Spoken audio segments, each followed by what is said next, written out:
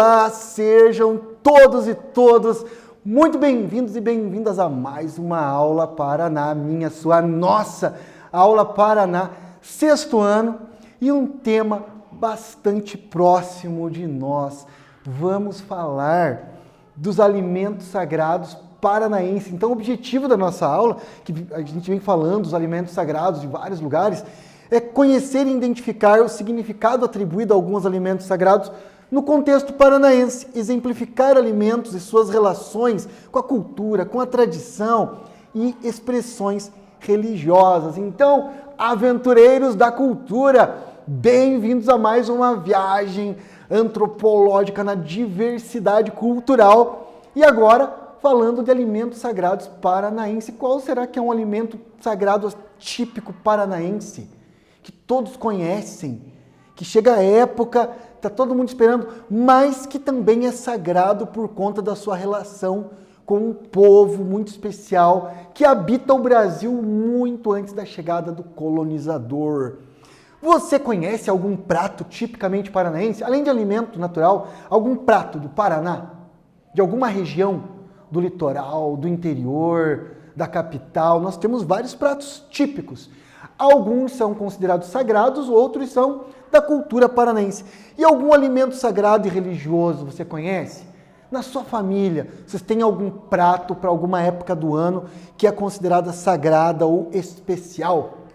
Bom, o pinhão não tem poucas coisas, são mais paranaenses do que o pinhão. O pinhão é a designação genérica para as sementes de várias espécies pináceas e araucariáceas, ou seja, do pinhão e da araucária.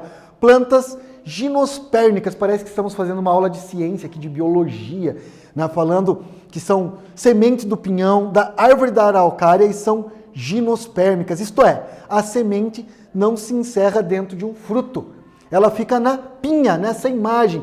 Aqui é a pinha fechada, aqui é uma pinha aberta e ali o pinhão solto. Normalmente as pessoas veem o pinhão solto, pegam no pé da araucária, pinhão solto, mas também tem a pinha. É uma comida típica do Paraná, são vários pratos que são feitos, além de comer ele cozido, assado, e aí vai da criatividade das pessoas, mas tem um contexto religioso por trás do pinhão. O pinhão, juntamente com a araucária e a gralha azul, uma ave que ajuda a replantar a floresta de araucária, porque ela pega muitos pinhões, come, e alguns ela esconde na terra para depois. Acaba esquecendo, vai saber. E aí renasce uma nova araucária. Além disso, o pinhão é e foi um alimento sagrado para os povos indígenas da região. Curi, o nome do pinhão, curi. Um alimento sagrado. Nas épocas propícias do pinhão, é um alimento principal. Assim como temos o avatieté, sagrado para os Guarani, caiuá, erva mate, o pinhão é especial. Além disso, tem a grimpa dele, que serve para fazer fogo, a própria madeira da araucária e o nó de pinho, o nó da araucária faz uma brasa muito boa, utilizada até hoje, mas que para os indígenas era fundamental, fazia parte da tradição religiosa, principalmente dos Guarani, mas também dos Xetá, Caigangue, Gê, os povos aqui da região do sul do Brasil, mas Rio Grande do Sul, Santa Catarina, Paraná, parte de São Paulo, principalmente aqui do Paraná.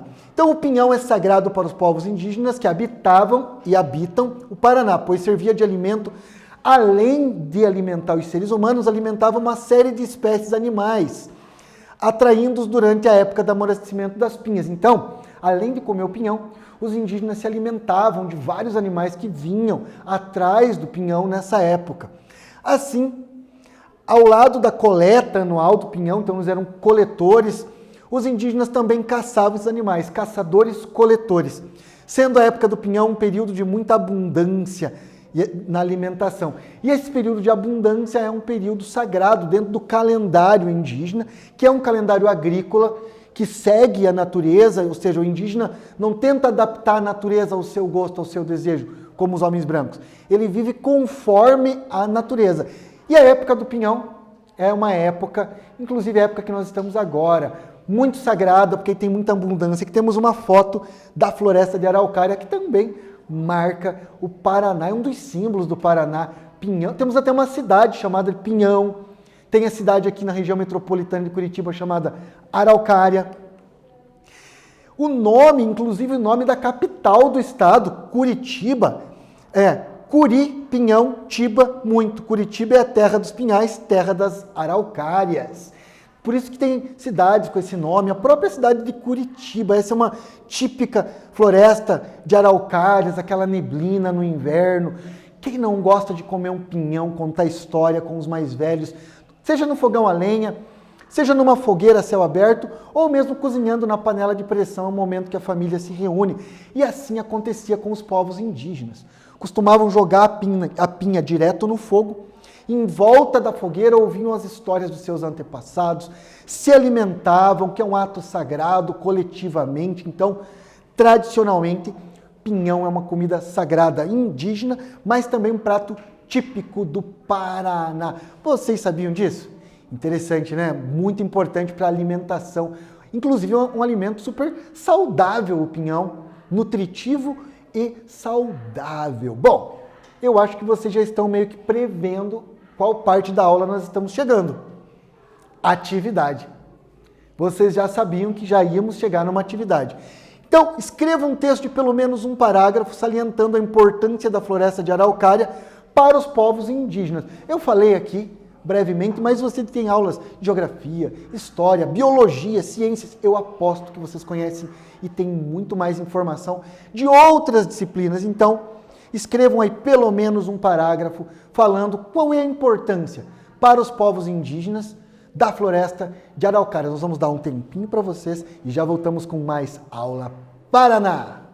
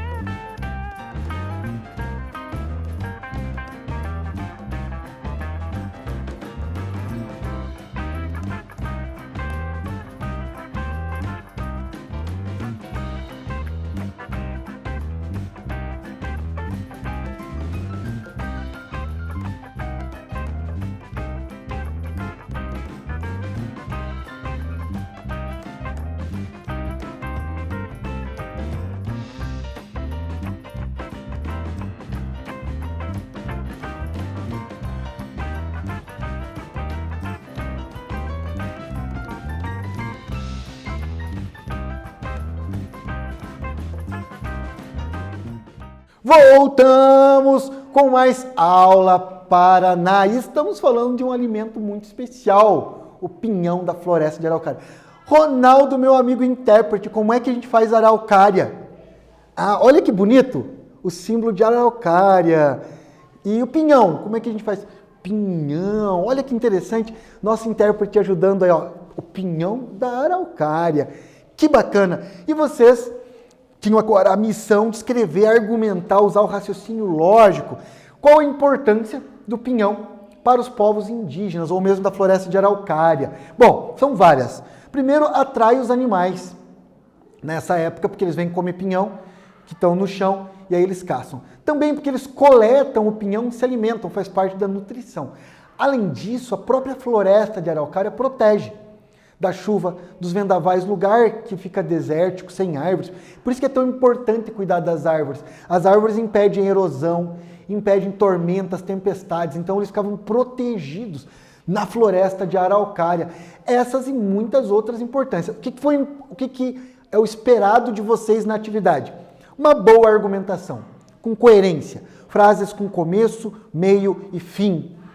E, claro, falando aqui um pouco sobre a nossa região, Paraná, tão importante a gente aprender sobre a nossa cultura, a nossa tradição.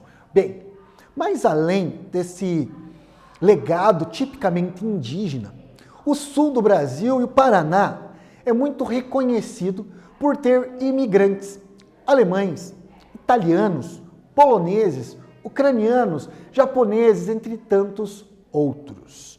Mas o Paraná marca por festas típicas. Na cidade de Colombo tem a festa da uva dos italianos, e nós temos em Curitiba, inclusive, um memorial em homenagem ao povo ucraniano, que junto com os poloneses vieram no processo de migração, estão em várias cidades paranaenses, como Prudentópolis, super reconhecida pelas igrejas ucranianas, Malé, Irati, são várias cidades que tem muitos imigrantes, e eles também têm uma cultura que se agregou junto com a indígena, com a africana, a portuguesa, nesse país lindo, rico culturalmente e gastronomicamente, ou seja, pratos típicos que a gente acaba absorvendo. Então, no Paraná existem imigrantes ucranianos e poloneses da Europa Oriental. Aqui temos uma dança típica ucraniana, às vezes até difícil para nós que não somos ucranianos e poloneses distinguir, porque eles vêm da mesma região e tem algumas coisas parecidas, outras diferentes. Mas eles mantêm a sua cultura e a sua religiosidade nas diversas colônias ucranianas, polonesas, esparramadas pelo Estado. Embora sejam culturas distintas, possuem alguns alimentos sagrados em comum. Será que você sabe do que eu estou falando?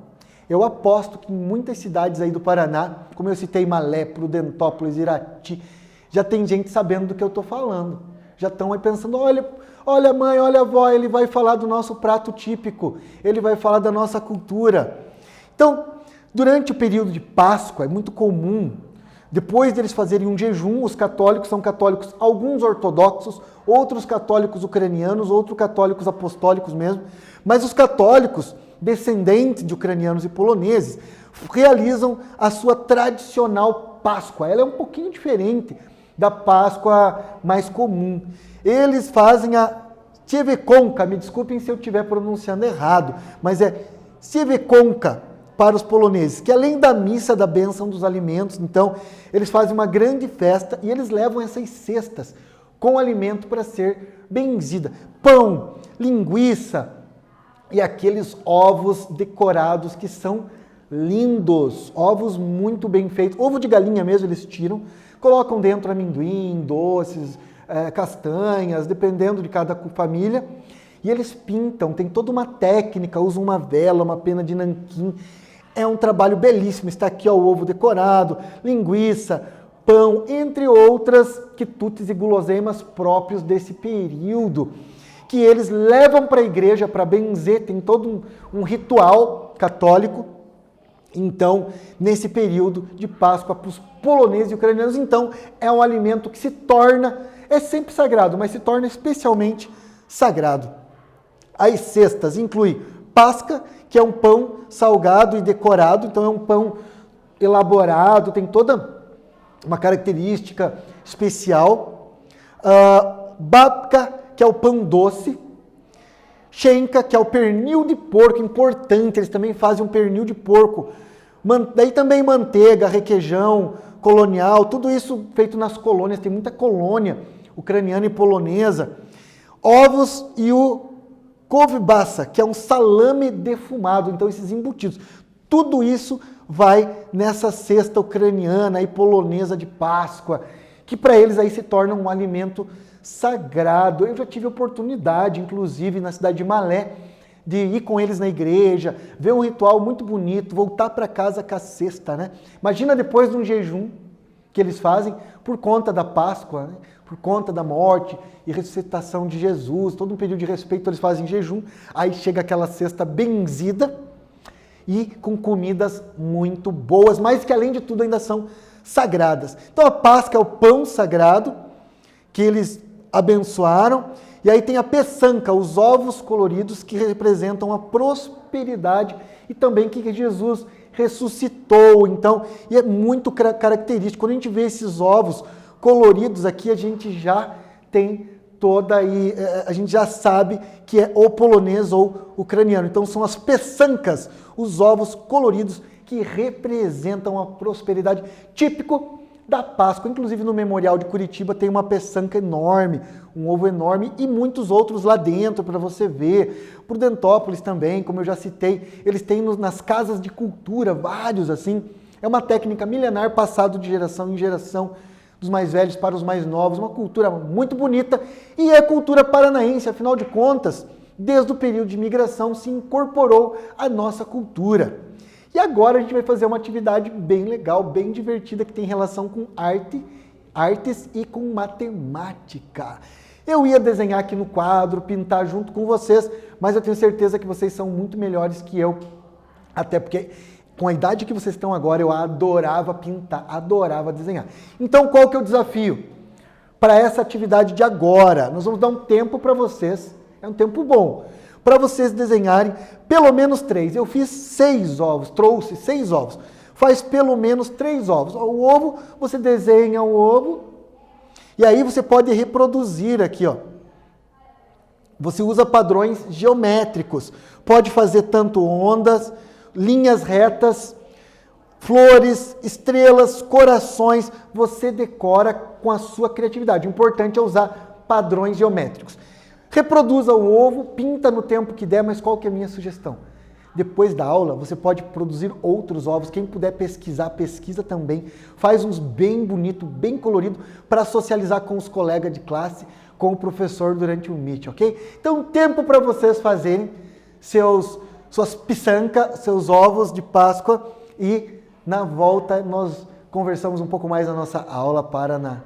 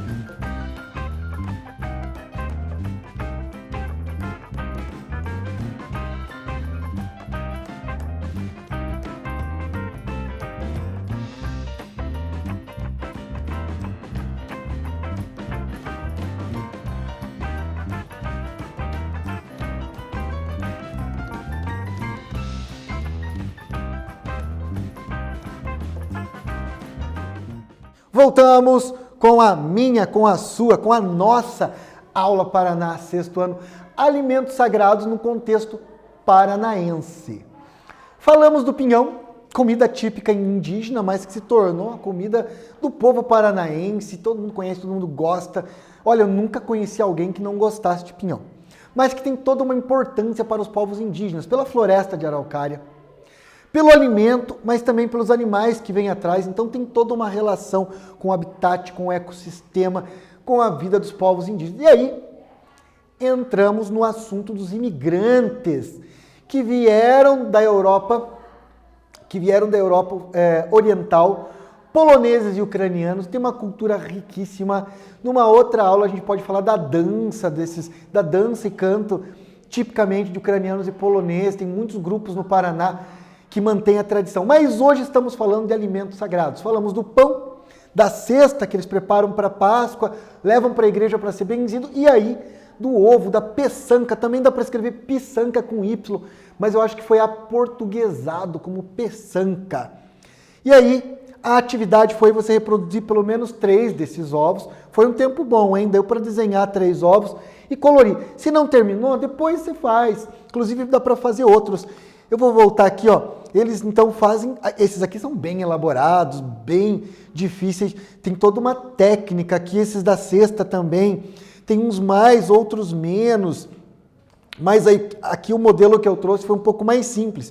Coração, estrela, flor, ondinhas e círculos, só onda, com pequenos círculos um dentro do outro. Então, o desafio aqui foi você fazer sua própria piçanca. Imagino que os nossos alunos todos do Aula Paraná, que são descendentes de uma forma ou de outra de imigrantes ucranianos e poloneses, se sentiram representados aqui nessa atividade. Alguns até têm para mostrar. Quem tiver em casa, mostra na hora do Meet. Ó, professor, eu tenho, eu ganhei, eu guardo.